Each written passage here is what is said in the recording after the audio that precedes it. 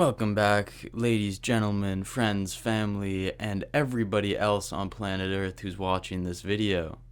I guess other planets too. Why not? Why not?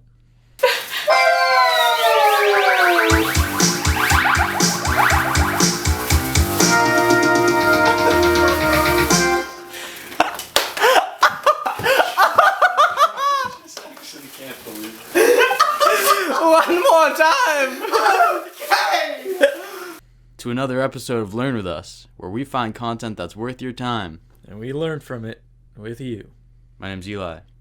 And my name's James. His name's Mitch. Dude, yes. And today, we're watching a more serious video. It's about where trash goes in New York City. But we're not going to make it so serious. Yeah, we're going to have more fun with it, but we also thought that this is a very important thing for people to be seeing and for us all to learn people from. including Us. us. Yes. Yeah. And it's like, we got to figure stuff out, so let's talk about it. Yeah. This is just 3 days worth of trash, most coming from New York City. And that thought is taking it to be burned into electricity. But we're not actually in New York City. We're in Jersey. Once the garbage man comes and picks it up, you don't think any more about it. It has a long way to go after that. None of New Yorkers' waste is processed in the city. Instead, it ends up as far away as Ohio, Pennsylvania, and even South Carolina. Nature is inherently perfectly recycling at all times. Right. Describe that a little bit for our friends. Okay. I mean, think about the fact that in nature, there's no such thing as waste. Waste that comes out of our bodies becomes dirt, which becomes food for other things. And becomes other things. And becomes other things that we then consume and then build us. It is like... You're made of poop. That's what we're getting at.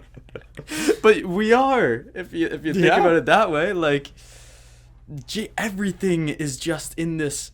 I like how you often say with nature that it's an upcycle. Like, nature is the ideal upcycling because all the sunlight becomes life, which then becomes larger life. It's like, how the heck? This is genius. And then we're out here trying to figure out recycling or, like, what to do with all of our trash. And it's like, why did we set up communities that are built on making trash?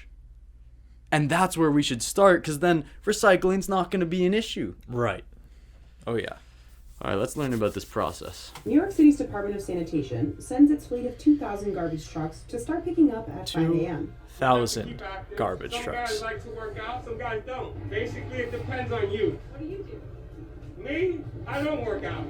This is my workout. I want to hear this guy. This Yeah, guy's yeah, the goat of this job. Yeah. Sanitation worker. Well, you guys need to smell. Frank. You smell garbage, you smell money. Frank's the Check and legend. see how solid it is. You can tell when the truck is full.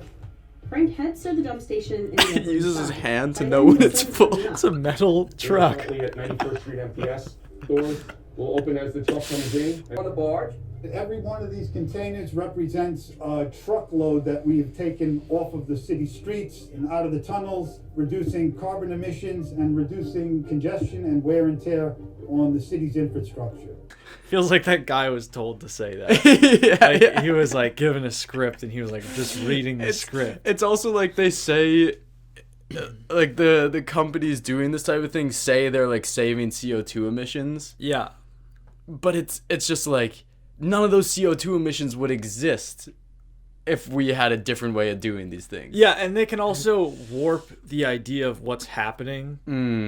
That they'll just put your attention one place. Like that guy just put your attention towards we're taking trash off of the city streets. And away from we're putting it in this other place and burning it.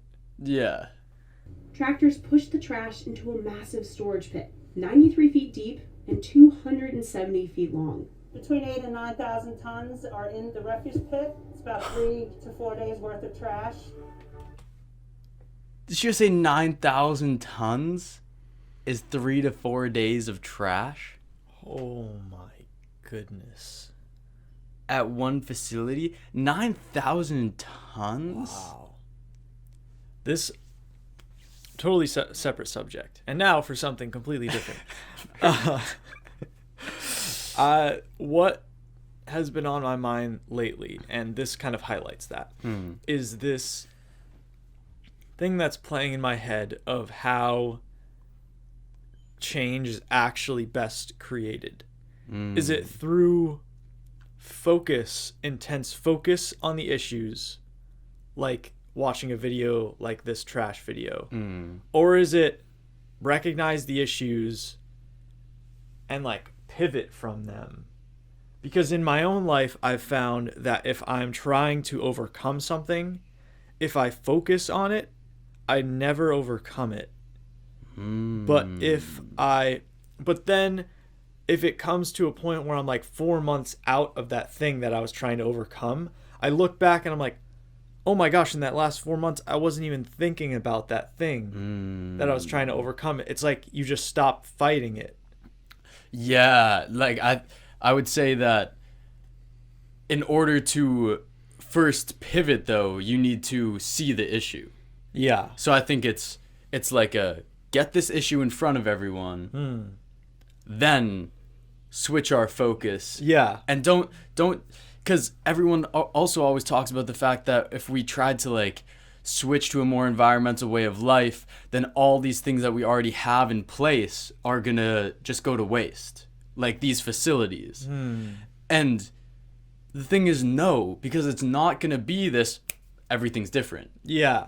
It's gonna be just switching our attention, and slowly these facilities are not gonna be needed anymore, and those facilities are gonna get reused for cooler things. Yeah. Yeah. And that will naturally happen, and that's what you're talking about, how then like 4 months later you look back and you're like, oh, that was the problem we had, and look at the cool things we're doing now because we've been focused on that. Because you got to be focused on the solutions, I think, more than the issues. Because I think a tough trap that people can get caught in if they're watching a video like this is feeling really crummy for a day, and then you just forget about the whole thing because it's too tough to think about. And I'd say, instead of stopping thinking about it, take it, be like, I recognize this, pivot, and be like, only thing we can do now is just come up with solutions.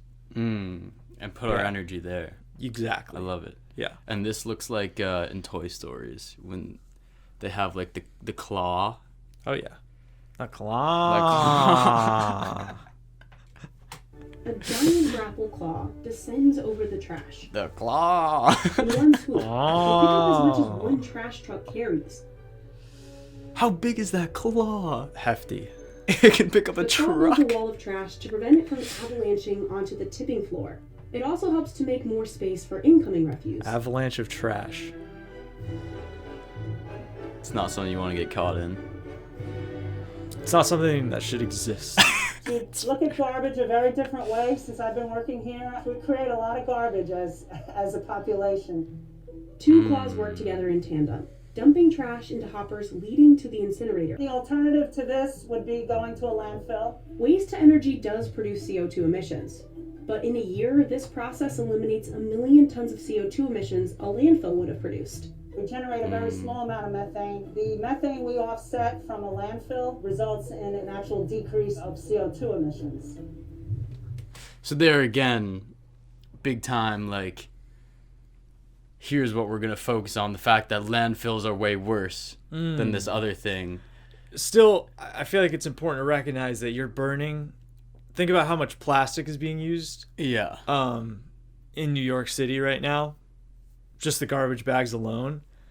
And so you're just burning tons and tons and tons, literally tons of plastic. And I feel like the difficult thing is that it's hard to even look at, because you can't compare this right now to what like a fully sustainable community would be, because we just don't have those stats. So then they're comparing this to landfills. Yeah, which is also a terrible thing. Like Exactly. It's like neither of these are good. yeah, because then they're talking about it in just terms of emissions, which of course, I'm sure that offsets emissions and powers a lot of homes, does a lot of things like that, and because methane is produced when you just have landfills just sitting there, which methane is much more harmful to the environment than pretty much any other gas. But that's one metric. I think that's the problem, is we only use this one metric of like, oh, CO2 is that thing, that magic thing that we're always talking about, these emissions.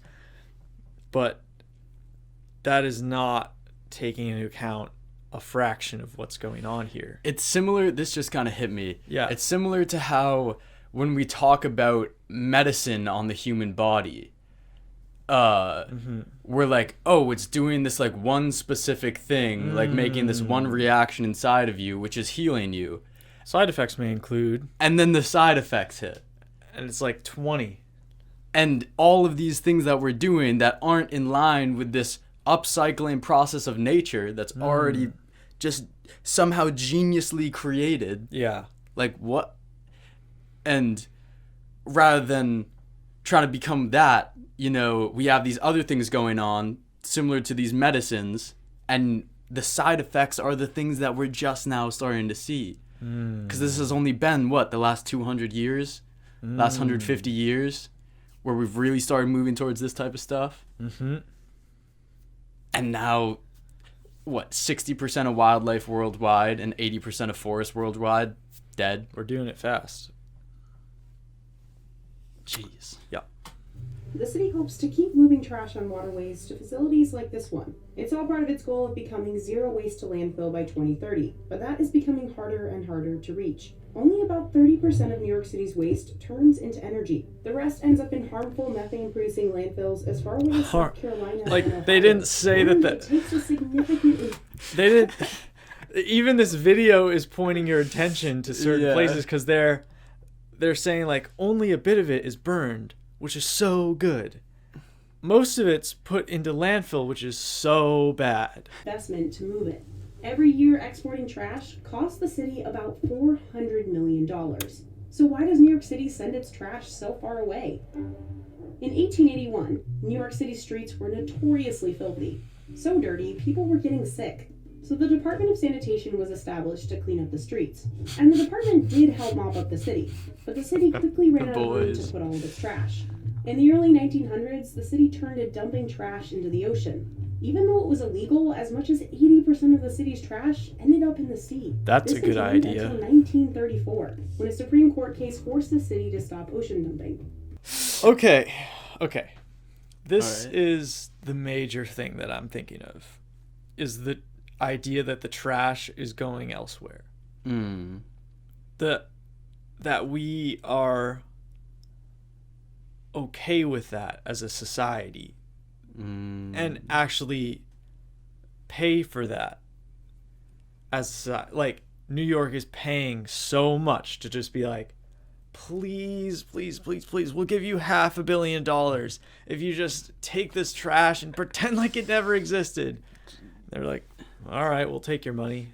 We're trying to survive. Yeah, and then you see like that it said in the past when all that trash was on the streets in New York, it was enough so that they noticed people getting sick because of it.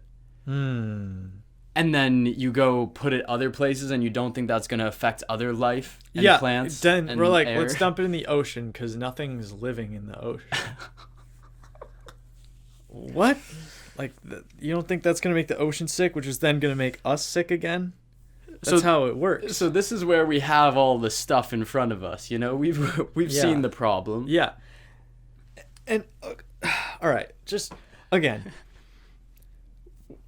we, in this modern society, so often pat ourselves on the back for having all these innovations and how we are the most intelligent race of humans. We are, like, the USA is the pinnacle of all life. You know, pinnacle of human life, the pinnacle of the natural world. That's this narrative that we're told.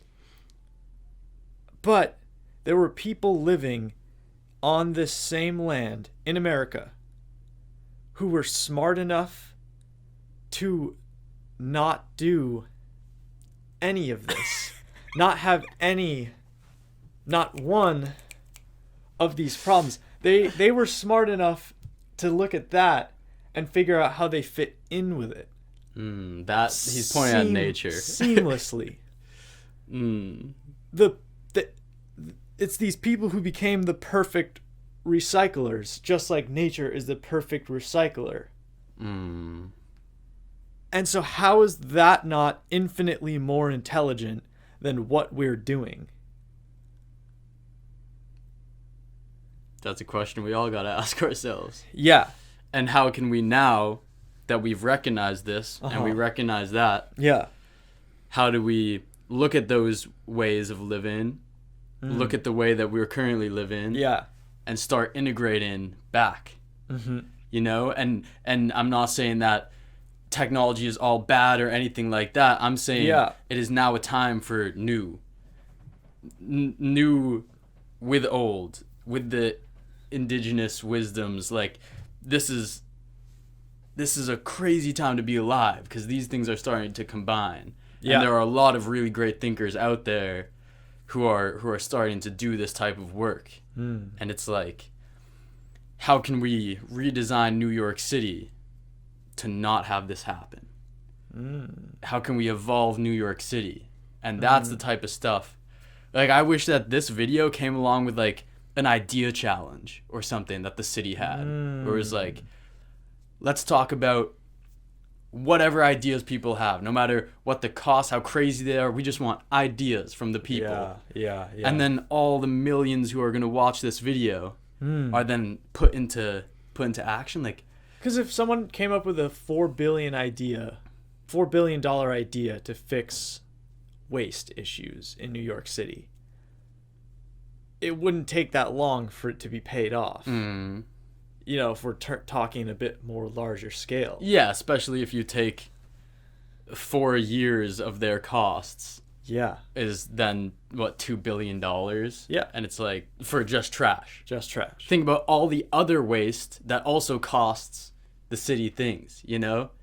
Like healthcare expenses because of the output from cars, you know? This didn't talk at all about sewage waste and water runoff and all of these different things all cost like crazy amounts down the line, you know? And it's like, we've said it all. But yeah, New York City, we challenge you to challenge the people to put their souls into action, because we know humanity can do it. Yeah. We've done it before. Yeah. What do you guys think? Any thoughts on all this? We're curious. How did this make you feel? And are you hopeful for what can happen? Yeah, because I don't want you to feel shameful. Yeah. For trash, because this is the world we all grew up in. It is what it is. It's not your fault. Yeah. It's time to change it. Time to change it. All right, folks. Much love. Much love.